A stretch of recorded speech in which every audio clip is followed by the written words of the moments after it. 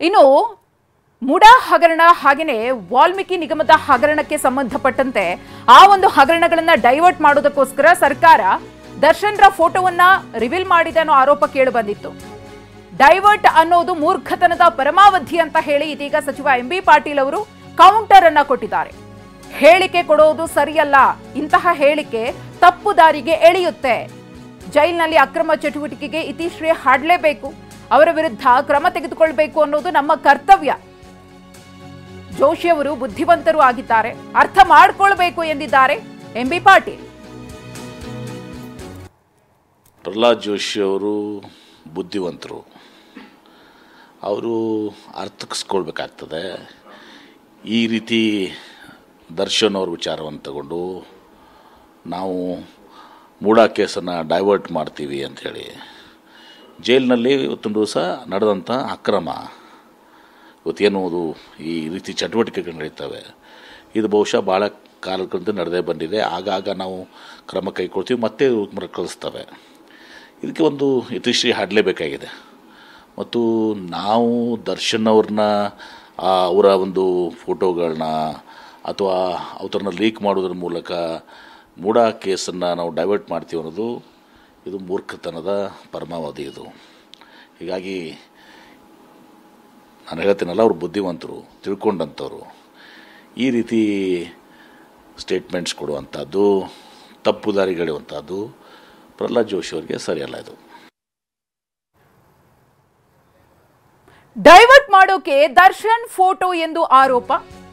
ಈ ಆರೋಪಕ್ಕೆ ಇದೀಗ ಕಾಂಗ್ರೆಸ್ ನಾಯಕರು ತಿರುಗೇಟನ್ನ ಕೊಡ್ತಿದ್ದಾರೆ. ಮುಡಾ ಹಗರಣವನ್ನ ಡೈವರ್ಟ್ ಮಾಡೋದಕ್ಕೋಸ್ಕರ ದರ್ಶನ್ ಫೋಟೋ ರಿಲೀಸ್ ಮಾಡಿದ್ರು ಅಂತ ಹೇಳ್ತಾ ಇದ್ರಲ್ಲ, ಆ ಆರೋಪಕ್ಕೆ ಡೈವರ್ಟ್ ಮಾಡೋದಿದ್ರೆ ಅವರ ನಾಯಕರ ಸಿಡಿನೇ ಇತ್ತಲ್ಲ. ಪ್ರಹ್ಲಾದ್ ಜೋಶಿ ಅವರ ಆರೋಪಕ್ಕೆ ಸಚಿವ ಪ್ರಿಯಾಂಕ ಖರ್ಗೆ ಅವರ ತಿರುಗೇಟು ಇದು. ಇಂಜೆಕ್ಷನ್ ಆರ್ಡರ್ ತಗೊಂಡಿದ್ದಾರಲ್ಲ, ಮಾಡಿಸಿದ್ಯಾರು?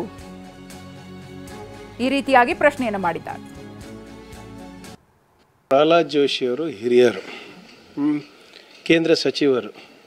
ಕರ್ನಾಟಕಕ್ಕೆ ಏನು ಬರಬೇಕು ಕೇಂದ್ರದಿಂದ ಅದ್ರ ಬಗ್ಗೆ ಮಾತನಾಡೋದು ಎಂದು ನಾನು ನೋಡಿಲ್ಲ. ಅವರಿಗೆ ಮಹದಾಯಿ ವಿಚಾರದಲ್ಲಿ ನಮಗೆ ನಾನು ಏನು ವೈಲ್ಡ್ ಲೈಫ್ ಟ್ರಿಬ್ಯುನಲ್ ಇರ್ಬೋದು, ಗ್ರೀನ್ ಟ್ರಿಬ್ಯುನಲ್ ಇರ್ಬೋದು, ಇನ್ನೂ ಸಿಕ್ಕಿಲ್ಲ. ಅದ್ರ ಬಗ್ಗೆ ಯಾವತ್ತನ ಮಾತಾಡ್ತಾರೆ ಅವರು?